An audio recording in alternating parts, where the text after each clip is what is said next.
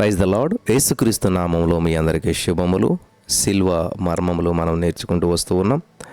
యోహాను సువార్త 19:19లో మరియు పిలాతు యూదుల రాజైన నజరేయుడగు యేసు అను పై విలాసము వ్రాయించి శిలువ మీద పెట్టెను. ఇన్రి అని ఉంటుంది ఇంగ్లీష్లో. అది హెబ్రీ, గ్రీకు, రోమా, లాటిన్ భాషల్లో రాయబడి ఉంది. స్తోత్రం దేవా, ఈరోజు యొక్క మర్మాన్ని మాకు తెలియజేసి నడిపించి బలపరచమని యేసుక్రీస్తు నామంలో ప్రార్థించి నమ్మి పొందుకొని ఉన్నాం తండ్రి, ఆమెన్. సరే, ఈ సమయంలో మరి ఈ యొక్క వాక్యాన్ని ధ్యానం చేసుకుందాం.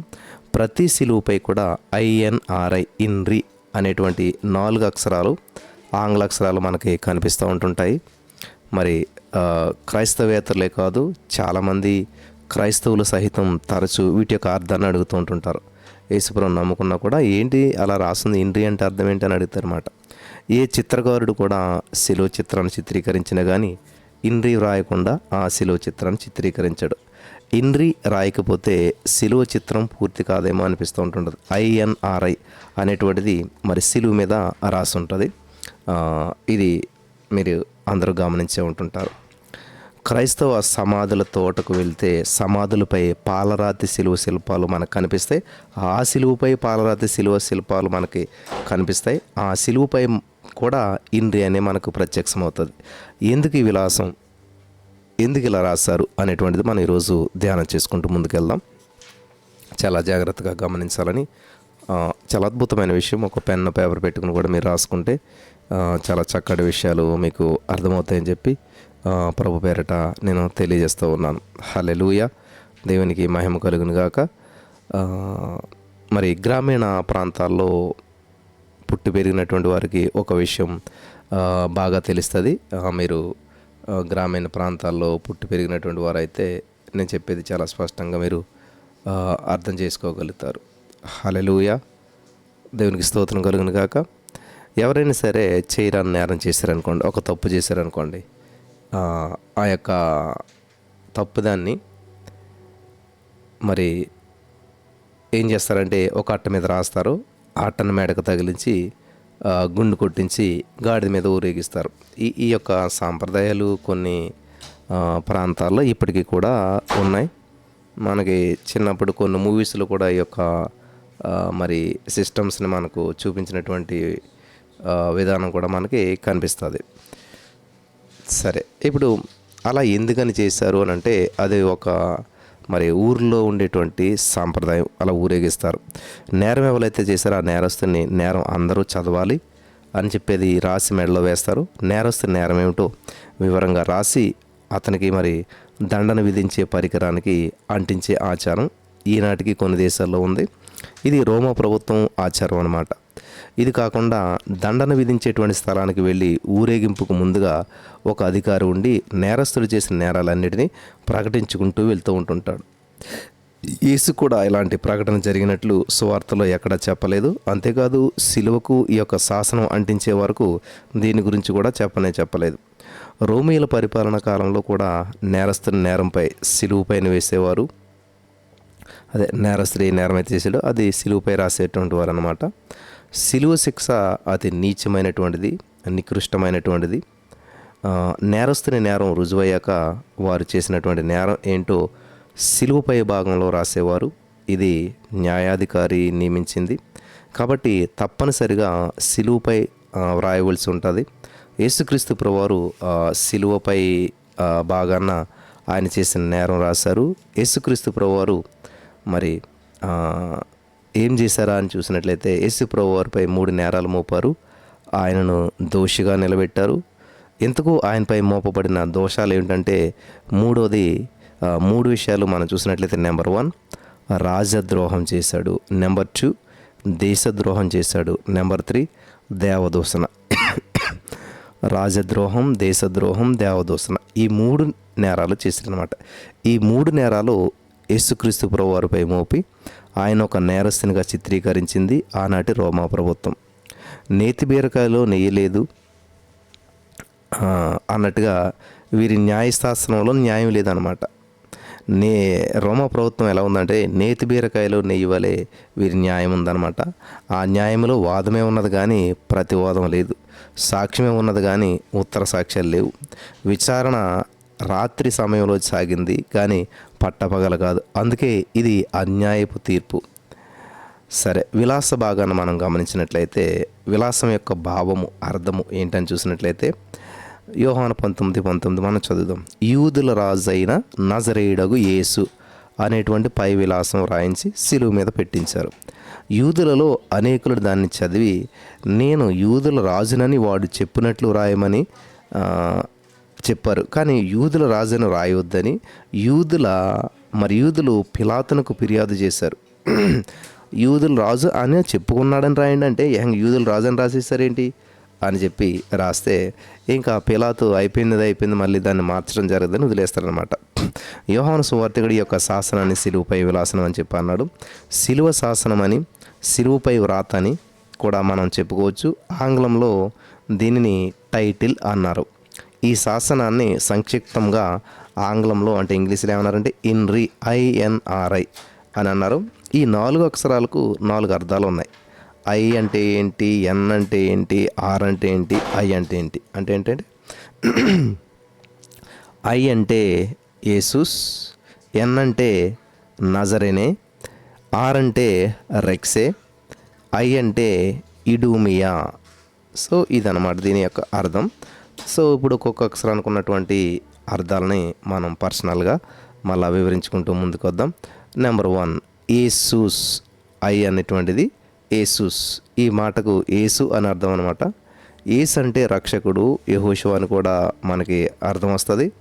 యేసు అన్న మరి 2 యేసు అన్న యెహోషువ అన్న ఒకటే అర్థాన్ని సూచిస్తూ ఉంటాయి. యేసుక్రీస్తు ప్రభువారు సార్థక నామధేయుడు. మరి తన ప్రజలను వారి పాపం నుంచి ఆయన రక్షిస్తాడు కాబట్టి ఆయనకి యేసు అని పేరు పెడతారు. మత్తయి సువార్త 1:28 ఉంది. అలాగే ఆయనే రక్షించును అనేటువంటి మాట యేసు ఔన్నత్యాన్ని, ప్రత్యేకతను సూచిస్తూ ఉంది. మానవ పాపాలను యేసే రక్షించగలడు కాబట్టి వేరెవరెవరు లేరు కాబట్టి ఇది ఒక ప్రత్యేకమైనటువంటి భావం మనకి ఇక్కడ చాలా స్పష్టంగా కనిపిస్తుంది. ఆయన ఎందుకు అంటే ఆయన పాపరహితుడు, ఆయన పవిత్రుడు కాబట్టి. నెక్స్ట్ 2 ఎన్ అంటే నజరేనే అంటే నజరీయుడు అని అర్థం అన్నమాట. యేసు బెత్లెహేములో మరి ఉద్భవించాడన్న విషయం లోకమంతటికీ తెలుసు. అంత మాత్రమే కాదు, ఆయన బెత్లెహేమీయుడు అని చెప్పి పిలువబడలేదు. ఆయన నజరేతులో పెరిగినటువంటి కారణాన ఆయన నజరేయుడు అని చెప్పి పిలువబడ్డాడు. ప్రవక్తల మాట నెరవేరినట్లు ఇది జరిగిందని చెప్పి మత్తయి సువార్తికుడు మరి ఉద్బోధించాడు మత్తయి సువార్త 2:23లో. అయితే పాత నిబంధనలో ఈ మాట ఎక్కడా ప్రస్తావించబడిందో ఆధారం లేవు. మత్తయి సువార్తికుడు మాత్రమే రాశాడు నజరేతు నుండి మంచిదేదియు రాదు అని ప్రజలు భావించారు. దీనికి భిన్నంగా రాజులకు రాజు, ప్రభులకు ప్రభు, జగద్రక్షకుడైనటువంటి మానవాళి కొరకు తన ప్రాణాన్ని దారబోసిన రక్షకుడైనటువంటి యేసుక్రీస్తు ప్రభువు నజరేతు నుంచే వచ్చాడు. దేవునికి స్తుతి కలుగును గాక, ఆమెన్. నెక్స్ట్ ఆర్ అంటే ఏంటంటే రెక్సే అంటే రాజు అని అర్థం అనమాట. ఎవరికి రాజు అంటే నెంబర్ 1 యూదులకు, నెంబర్ 2 మనకు, నెంబర్ 3 సర్వ మానవాళికి. సిలువ పైన ఆయన వేలాడుతున్నప్పుడు ఎవరికి అక్కర్లేని రాజుగా మనకు కనిపిస్తూ ఉన్నాడు. నీ రాజు నీతిపరుడును, రక్షణ గలవాడును, దీనుడునై గాడిద పిల్లను ఎక్కి నీ యొద్దకు వచ్చుచూ ఉన్నాడు అని జకర్యా ప్రవక్త ప్రవచించినటువంటి ఆ ప్రవచనం యేసుక్రీస్తు ప్రభువులో నెరవేరింది. జకర్యా 9:9 ఆయన ప్రవచించాడు. వర్తమాన భూత భవిష్యత్ కాలాల్లో ఆయనే రాజు. నెక్స్ట్ ఐ చూసినట్లయితే INRI. ఐలో ఇడూమియా అంటే యూదులకు అని అర్థం అనమాట. యూదులు మెస్సయ్య కొరకు ఎన్నో ఏండ్ల నుంచి ఎదురు చూశారు. ఆయన వచ్చాడు కానీ వారు ఆయనను గుర్తించలేకపోయారు. యేసుక్రీస్తు ప్రభువారు యూదులకు అక్షరాల రాజే, సందేహం లేదు. యూదుల మనోనేత్రాలు మూయబడ్డాయి. రాజుగా ఆయన్ను వారు గుర్తించలేకపోయారు. కైసరును వారు రాజుగా గుర్తించారే కానీ యేసుక్రీస్తును కాదు. యూదుల రాజు అను విలాసము తొలగించమని చెప్పి యూదులు కోరారు కానీ ఆ విలాసం, ఆ వినతపత్రని పిలాతు త్రోసిపుచ్చి యోహాను 19:22 ప్రకారం ఇంద్రి అంటే యూదుల రాజైన నజరేయుడైన యేసు అని భావం. లాటిన్ భాషలో ఐజే శబ్దాలు ఒకే రీతిగా ధ్వనిస్తూ ఉంటుంటాయి అన్నమాట. సో 3 భాషల విలాసం. ఇక్కడ ఇంద్రి అనేటువంటి మాటలు 3 భాషలో రాయబడ్డాయి. నెంబర్ 1 ఇప్పుడు మనకి తెలుగు, హిందీ, ఇంగ్లీష్ ఇక్కడ ఎలాగ ప్రాముఖ్యమో అక్కడ కూడా హెబ్రీ, గ్రీకు, రోమా, మరి రోమా అంటే లాటిన్ అనమాట. ఈ భాషలో పండగకు మరి అరుదించినటువంటి అనేకులు చదవటానికి అది ఆస్కారమైనటువంటి మరి భాష అనమాట. ఇలా రాయబడటం దేవుని చిత్తం ఎంతో ఉంది. పూర్వం ఈ 3 భాషలు ప్రధానమైనవి, చాలా ప్రాముఖ్యమైనటువంటివి అనమాట. ఇప్పుడు మనకి తెలుగు రాష్ట్రాల్లో తెలుగు ఎలాగో, తర్వాత మన జాతీయ భాష హిందీ ఎలాగో, మరి అలాగే ఇంటర్నేషనల్ భాష ఇంగ్లీష్, అలాగే ఈ 3 భాషల్లో రైల్వే స్టేషన్లో అనౌన్స్మెంట్స్ మనకి తెలుగు, హిందీ, ఇంగ్లీష్లో ఎలాగ జరుగుతాయి, అప్పుడు ఆ 3 భాషలు చాలా ప్రాముఖ్యమైనటువంటివి కాబట్టి 3 భాషల్లో రాశారనమాట. ఇక్కడ ఏది హెబ్రీ భాష, గ్రీక్ భాష, రోమా భాష చూద్దాం. ఈ యొక్క 3 భాషల్లో హెబ్రీ భాష మత విషయానికి ప్రతీక. హెబ్రీ భాష ఇదనమాట. పాత నిబంధన అనేటువంటిది హెబ్రీ భాషలోనే రాయబడింది. యూదా మతానికి, సంస్కృతికి చిహ్నం ఇది.